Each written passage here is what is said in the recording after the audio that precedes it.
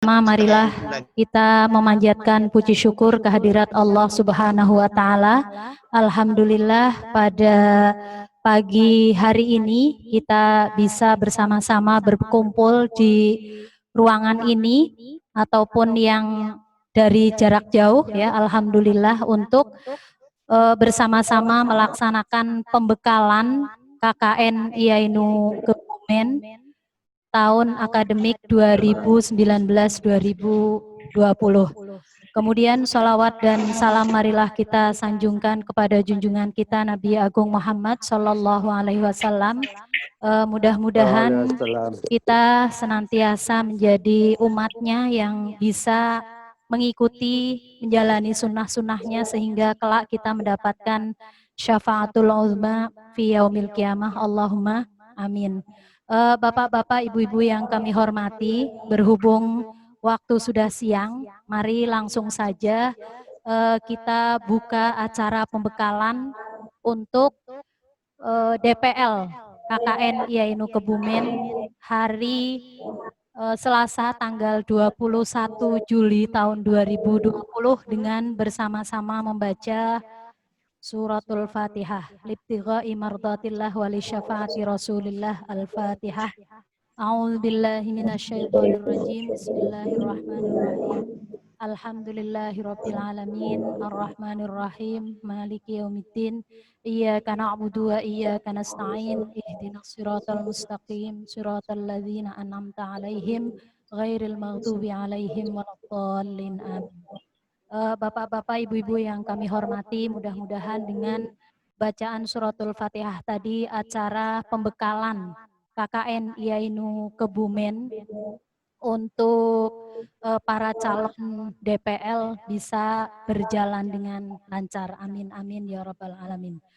Selanjutnya, hari ini ada beberapa sesi, ya, dan untuk kegiatan atau jadwal hari ini insya Allah sudah di-share ya, di grup Bapak Ibu semuanya, ya. Insya Allah nanti hari ini kita sampai sore nggih Bapak Ibu, kalau nggak salah itu jadwalnya sampai jam 16.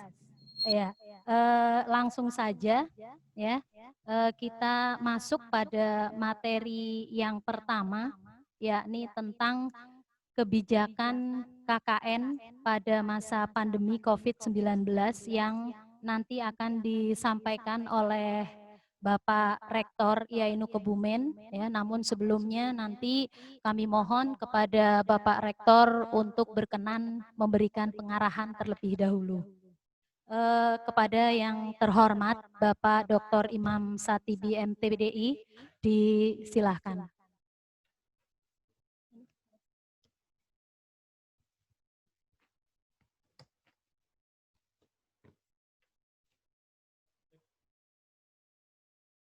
Cek, cek.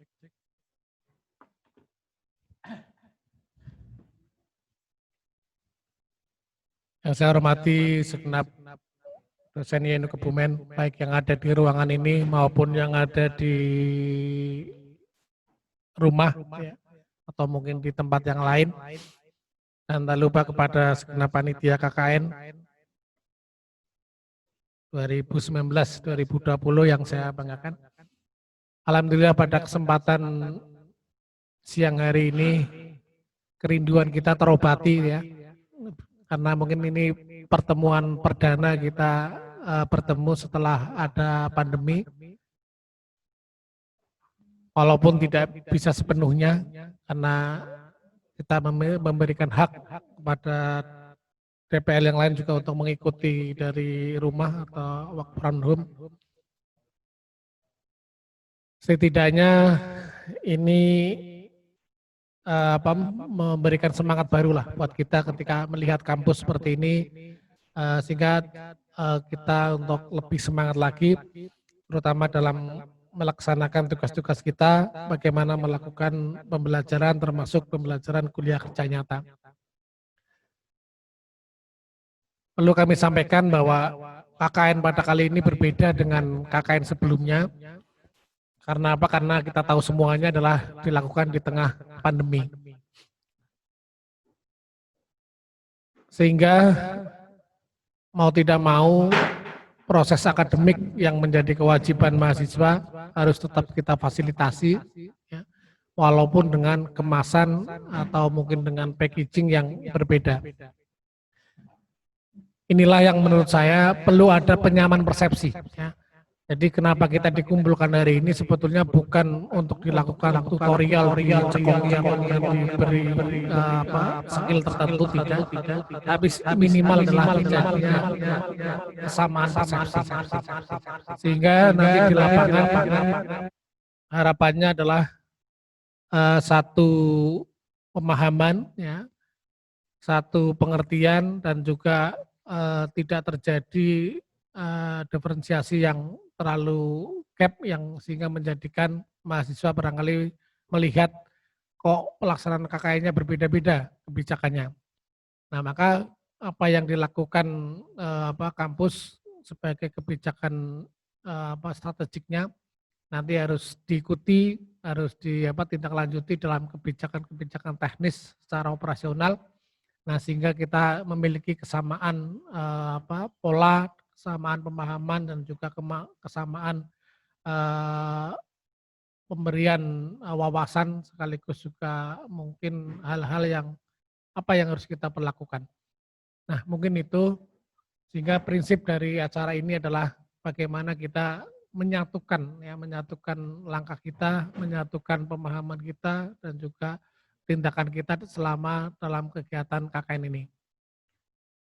Prinsip bahwa KKN kali ini adalah lebih bersifat diskresi, yaitu memberikan kewenangan yang lebih kepada DPL. Karena apa? Karena kita mungkin sangat tidak mungkin melakukan pembekalan secara offline, ya. Sehingga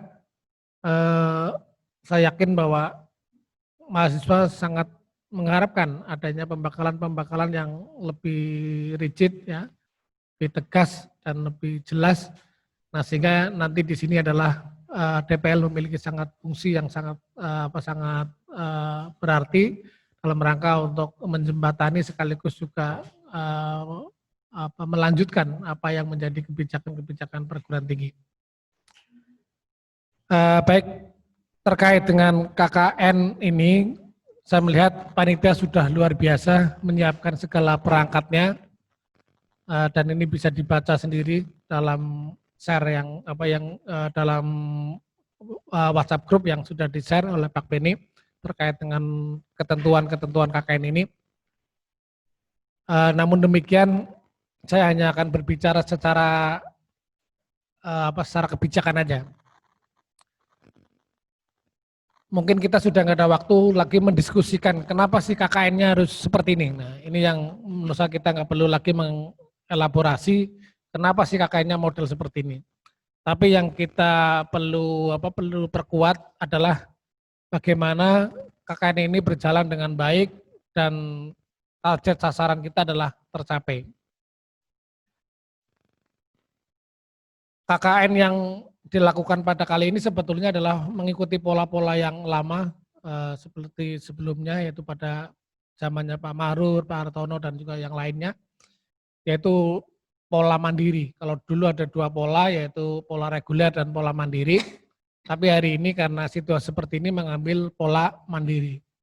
Artinya apa? Artinya bahwa mahasiswa itu tidak memiliki ikatan, ya, harus tinggal dalam satu kos bersama, dalam satu posko bersama, gitu ya. Tapi yang penting adalah bagaimana actionnya. Nah, maka karena itu kemarin saya memberikan masukan kepada panitia KKN, kayaknya tidak etis kalau hari ini kita harus mengirim mahasiswa ke beberapa desa. Pasti akan menimbulkan perdebatan dan sebagainya. Ya, walaupun sebetulnya kita sendiri sudah jenuh lah ya dengan situasi atau dengan warning COVID ya, sudah jenuh ya, masyarakat juga sudah jenuh dan sebagainya. Namun demikian tetap bahwa itu adalah bagian dari etika ya, nilai-nilai yang sudah disepakati, bahkan tidak hanya nilai-nilai nasionalis tapi juga nilai-nilai global ya. Maka ketika kita mengabaikan atau mungkin melawan atau mungkin kelihatannya adalah akan menjadi suatu pertanyaan besar. Nah, maka mau tidak mau kita harus adaptasi dengan dengan COVID ini. Nah, maka tema yang kita usung pada kali ini adalah desa KKN Mandiri dari ada tambahnya COVID kok kali ini ya, ada dari desa masyarakat desa tangguh COVID ya. Ya, tangguh COVID. Ini sudah didiskusikan berkali-kali oleh Pak Beni dan kawan-kawan bahwa ini adalah mau tidak mau kita adalah memahami bahwa COVID ini adalah merupakan perubahan peradaban baru. Ya, mungkin kalau Pak Tajim nggak mau nyebut dengan new normal gitu loh, karena bisa saja menyesatkan ya. Tapi ternyata juga sesat beneran gitu ya. Artinya dengan tanpa bahasa new normal pun mungkin menurut saya sudah capek itu ya, sudah capek sehingga kemudian orang lupa dan kemudian hidup seperti biasa lagi ya. Walaupun dalam waktu tertentu mengalami ketakutan dan sebagainya. Dan itu sudah dialami atau testimoni oleh Pak Barul gitu ya. Di Pak Barul. Oh. Ya. Dan termasuk saya sendiri juga hari ini sedang cemas-cemas juga karena tetangganya itu yang kebetulan adalah bidan desa yang tiap hari itu banyak orang berobat ternyata positif ya. Nah ini efek dari keberhasilan Satgas COVID menyelenggarakan pelatihan corona dan menghasilkan virus corona. Nah ya, yang kalau seperti ini kan jadi akhirnya jadi bully dari berbagai lini ya. Nah inilah yang tentunya kita tidak ingin. Jadi salah satu yang kita takut itu adalah kita itu bagaimana dibully ketika kita tidak atau ketika kita terkena terpapar COVID atau mungkin kampus kita adalah bagian yang terpapar COVID. Nah, ini yang menurut saya harus kita kita cegah juga karena efeknya atau impactnya itu bisa panjang, bisa mahasiswa takut mendaftar dan juga takut bergabung dengan kita. Ini yang tentunya adalah menjadi hal yang suatu yang resiko-resiko yang bisa kita lakukan.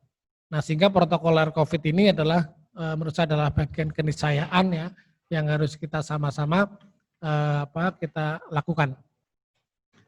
Kemudian terkait dengan pola ini juga saya mengharapkan kepada Bapak Ibu dosen karena ini nanti adalah lebih banyak sebagai pendamping ya. Pendamping juga sekaligus pengawas dan juga sekaligus penasehat ya, pengarah ya. Ya ini semuanya bronkos keong seolah-olah dipelkodoknya dipasrahkan pada DPL.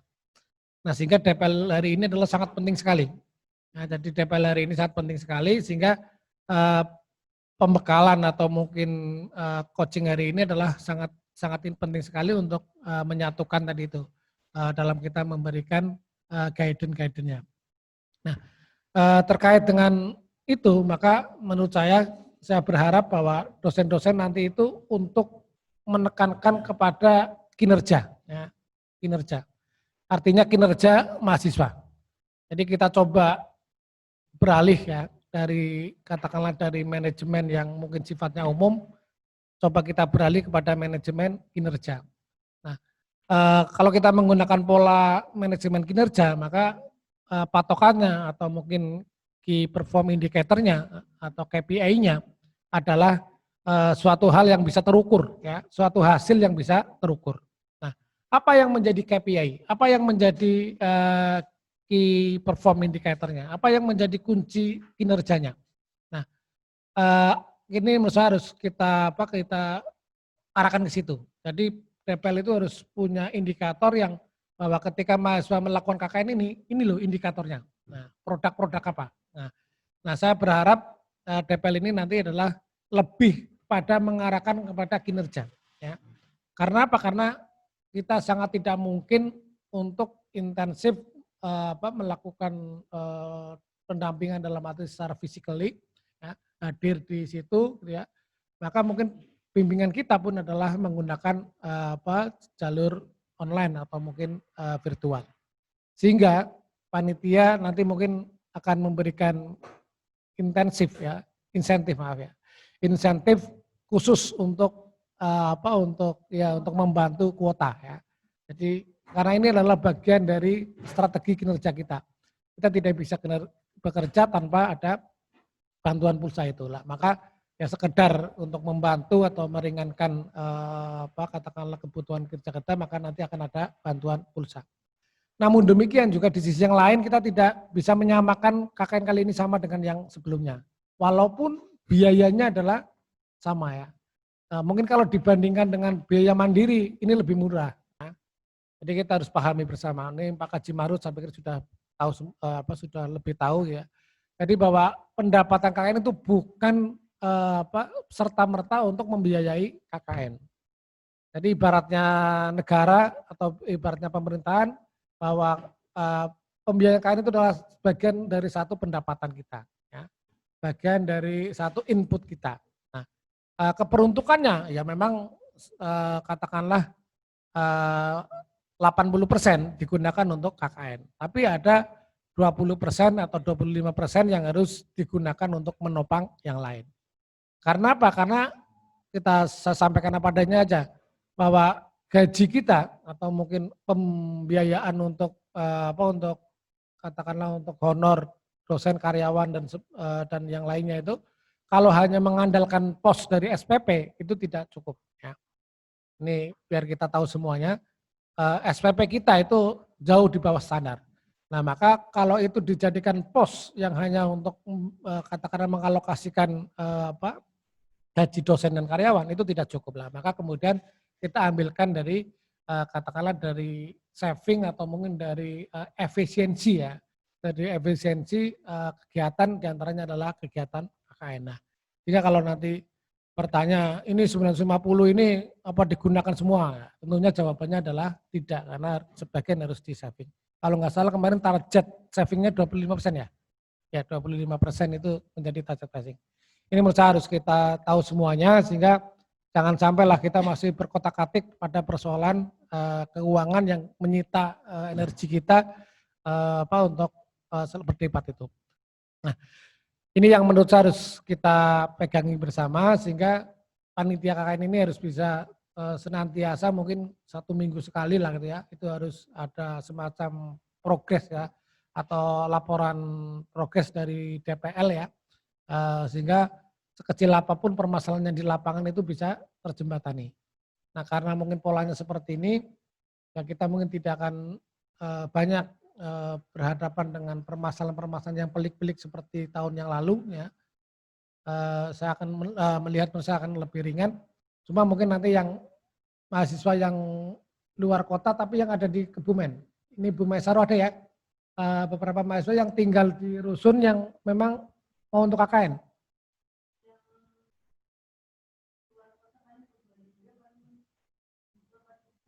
Mereka KKN di sini apa di mau pulang? Oh, oke.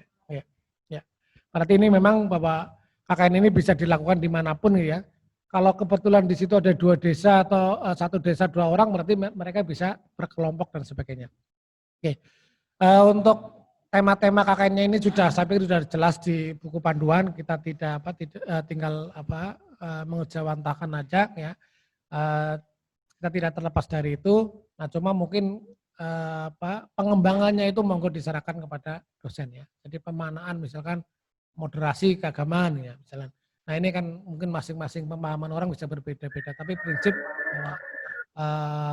moderasi itu adalah bagian yang menurut saya adalah menjadi prinsipal dari misi kita, visi kita yang itu tidak bisa ketinggalan. Jadi bagaimana kita membentuk masyarakat kita tetap nilai-nilai moderasinya itu menjadi prinsip yang tidak bisa ketinggalan.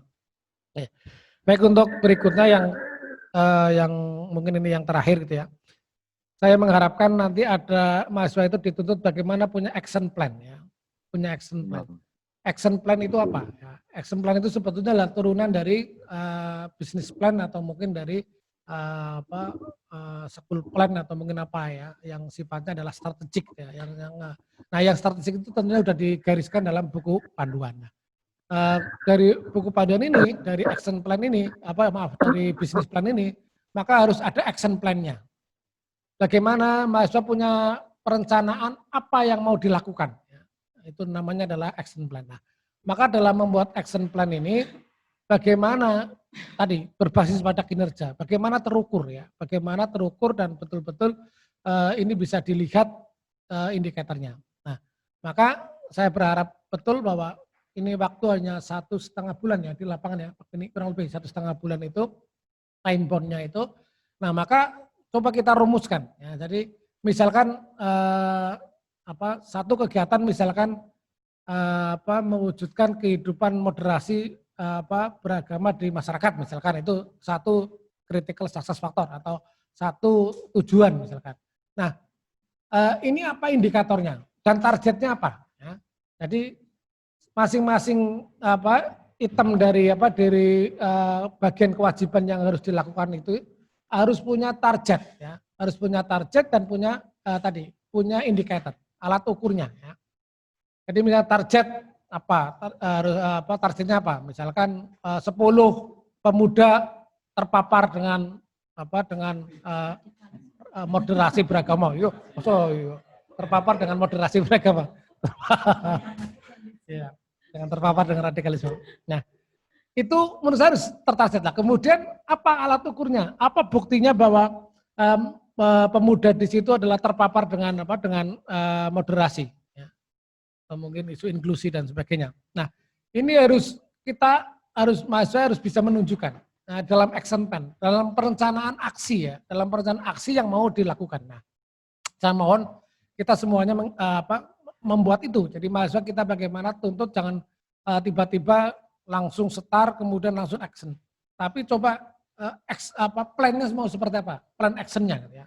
Karena ini sudah ada standarnya, ini sudah ada tuntutannya harus ini itulah. Maka bagaimana skenario aplikasinya. Nah, maka inilah yang saya sebut dengan action plan. Nah, maka saya mohon mahasiswa itu suruh membuat action plan dulu ya dari masing-masing itu, sehingga nanti betul-betul apa yang mau dilakukan itu adalah bagian dari perencanaan itu, bagian perencanaan yang dibuat oleh mahasiswa.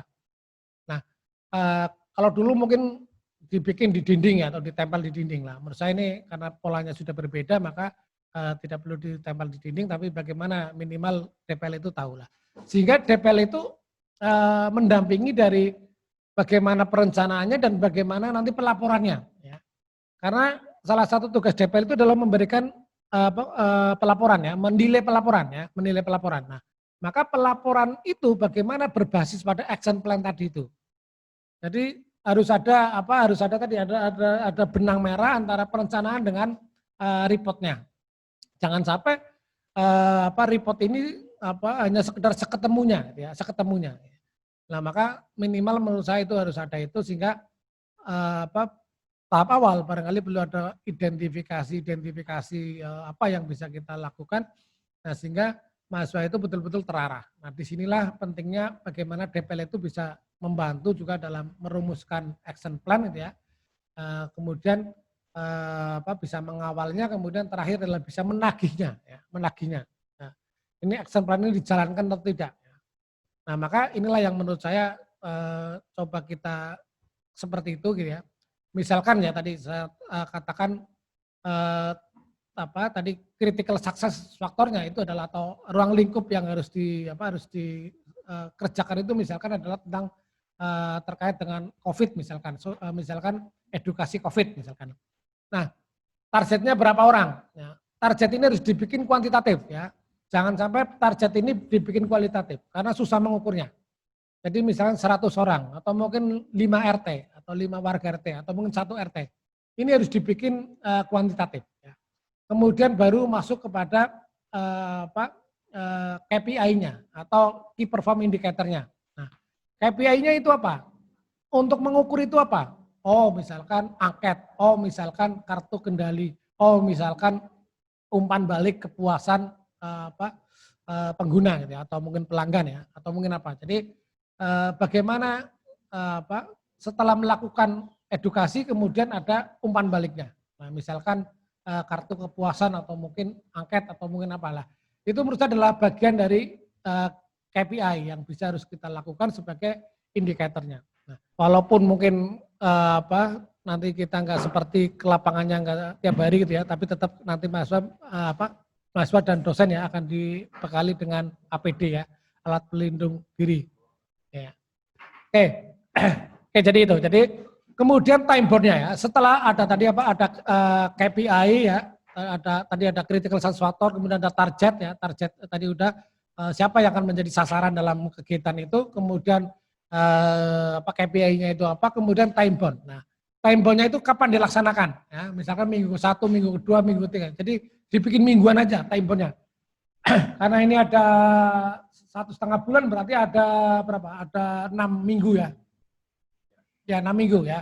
Jadi kolom berikutnya adalah time bound dibikin mingguan, 6 minggu. Jadi minggu 1, minggu 2, minggu 3, minggu 4, dan minggu ke-5. Dan minggu ke-6. Nah, itu tinggal dicentang. Maksudnya kegiatan ini mau dilaksanakan kapan. Nah, itu. Jadi saya mohon mahasiswa ya itu kita tuntut untuk membuat action plan ya. Mungkin di panduan belum ada ya action plan ya. Saya pikir itu sebuah hal yang umum lah ya. Hal yang umum ketika kita mau melakukan kegiatan itu ya bagaimana punya action plan ya. Karena ini adalah sifatnya adalah proyek ya, tinggal aplikasi karena sudah garis-garisnya sudah ada di panduan. Nah, maka tinggal aplikasinya lah. Maka inilah yang menurut saya nanti bisa silakan kita diskusikan bareng-bareng bagaimana merumus action plan ya. Sehingga betul-betul ini nanti akan menjadi ukuran ketika kita memberikan penilaian terhadap report. Yang terakhir, ending dari KKN ini kan kewenangan dosen adalah memberikan judge atau mungkin menilai ya.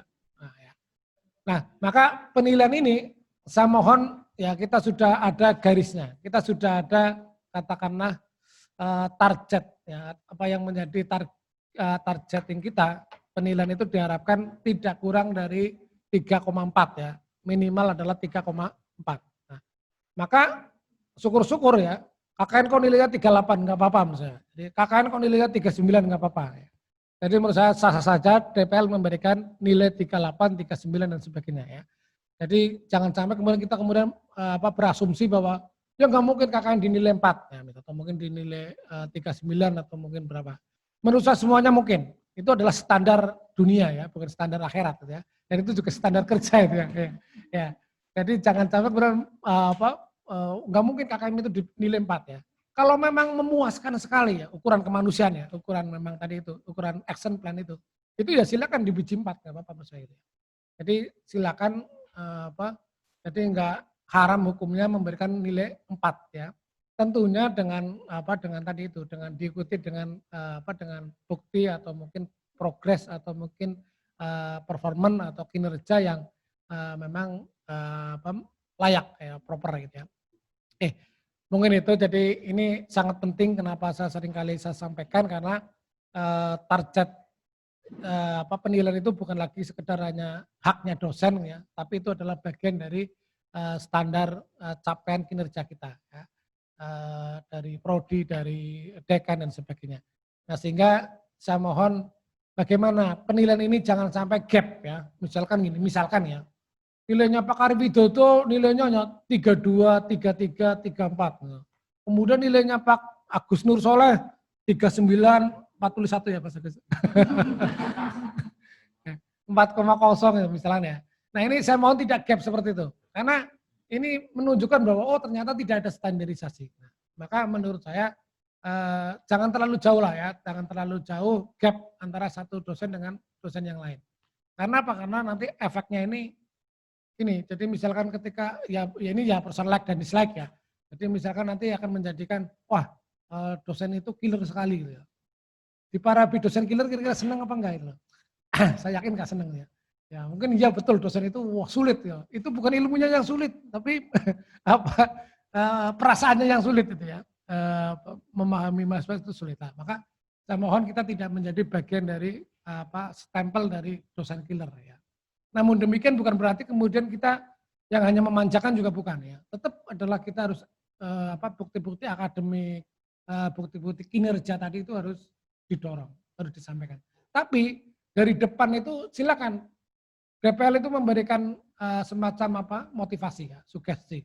Silakan Pak dosen akan memberikan nilai 39, 38 nggak apa-apa. Silakan mahasiswa berhak mendapatkan itu. Tapi dengan catatan mahasiswa harus melakukan ini itu lah. Jadi menurut saya ini perlu dirangsang dari depan ya. supaya apa? Supaya mahasiswa itu punya target nilai sendiri. Misalkan dorong bagaimana mahasiswa punya target minimal KKN ini adalah 3,5 misalkan ya. Itu harus didorong seperti itu minimal. Karena apa? Karena mahasiswa tidak hanya sekedar modal pikiran, tenaga ya, waktu ya, tapi juga modal uang. Nah, sehingga harus nilainya baik lah gitu ya. Apalagi jangan sampai nilainya sekedar C ya. Minimal sekali adalah B ya, itu minimal lah. Harapan kita adalah A. Saya berharap semuanya bisa A lah ya. Target artinya itu bagian dari kinerja DPL ya. Itu bagian dari kinerja DPL. Bukan berarti kemudian saya hanya mematok nilai, enggak gitu ya. Artinya memang harus diikuti bagaimana mendorong mahasiswa itu betul-betul menjalankan KKN ini dengan baik. Ini bukan berarti saya menganggap KKN itu enggak penting ya. Tapi KKN ini menurut saya adalah hal yang biasa bagi kita. Artinya mahasiswa bermasyarakat, bersosiety itu hal yang biasa menurut saya. Tapi bagaimana bermasyarakatnya itu secara konseptual ya. Nah, konseptualnya sudah ada di buku panduan. Nah, maka menurut saya ini bukan mata kuliah yang susah sekali seperti bahasa Arab atau mungkin Qiraatul Kutub dan lain-lain itu ya. Tapi ini adalah menurut saya adalah mata kuliah yang harus riang ya, betul. Harus riang, harus entrepreneur gitu ya. Kalau perlu sambil nyanyi-nyanyi ya Bu Siva ya. Ya. Jadi ini adalah kuliah yang entrepreneur ya, bisa sambil TikTok ya, betul itu. Iya nggak apa-apa. Jadi kalau misalkan bagian dari kinerja itu harus ada TikTok, YouTube dan sebagainya, nggak apa-apa ya. Itu memang bagian juga, ini adalah bagian daripada marketing kita ya. Karena mahasiswa juga berharap bagaimana kegiatan-kegiatan itu bisa di-share ya, baik di YouTube atau mungkin bisa di live atau mungkin bisa diakses oleh dunia sosial atau dunia maya, sehingga ini dibaca orang, dilihat orang ya. Nah, termasuk tentunya adalah bagian dari keberhasilan dosen pembimbing lapangan. Karena apa? Karena memang pertanggungjawaban kita sekarang bukan hanya dunia nyata, tapi adalah dunia fana, dunia hoib ya, dunia maya ya. Ya. Ini sekarang bagian menjadi tanggung jawab kinerja kita ya, bukan hanya sekedar bisa dipertanggungjawabkan, bisa dilihat secara mata, tapi juga bisa dilihat di layar gadget atau mungkin layar komputer dan lainnya. Baik, mungkin itu yang dapat saya berikan. Ya, terima kasih sekali kepada Pak Rektor yang sudah memberikan pengarahan ya, maupun pedoman terkait dengan pelaksanaan KKN virtual. Intinya bahwa KKN kali ini berbeda dengan KKN sebelumnya karena memang kita dihadapkan pada situasi kondisi pandemi COVID-19 ya, yang mau tidak mau kita juga harus mengikuti aturan protokol kesehatan yang dicanangkan oleh pemerintah ya, termasuk dalam pelaksanaan kegiatan KKN IAINU Kebumen ya. Jadi tahun ini murni KKN itu dalam bentuk virtual, demikian juga dengan output ataupun produk-produk yang nantinya dihasilkan dari KKN semuanya 100% begitu ya, dalam bentuk virtual gitu, sehingga dari situ panitia merasa perlu untuk mengumpulkan Bapak Ibu semuanya, para dosen pembimbing lapangan ya, karena secara teknis banyak sekali hal-hal yang perlu kita pelajari bersama ya. Mungkin demikian Bapak Ibu ya, terima kasih sekali lagi kepada Bapak Rektor, dan selanjutnya kita akan masuk pada materi teknik pembekalan Google Drive dan Google Form yang dalam hal ini akan disampaikan oleh Bapak Imam Subarkah MPDI yang akan dipandu oleh beliau Ibu Inayatul Hasanah MPDI. Dari kami cukup sekian, mohon maaf yang sebesar-besarnya atas segala kesalahan dan kehilafan kami. Wallahul muwaffiq ila aqwamit thoriq. Wassalamualaikum warahmatullahi wabarakatuh.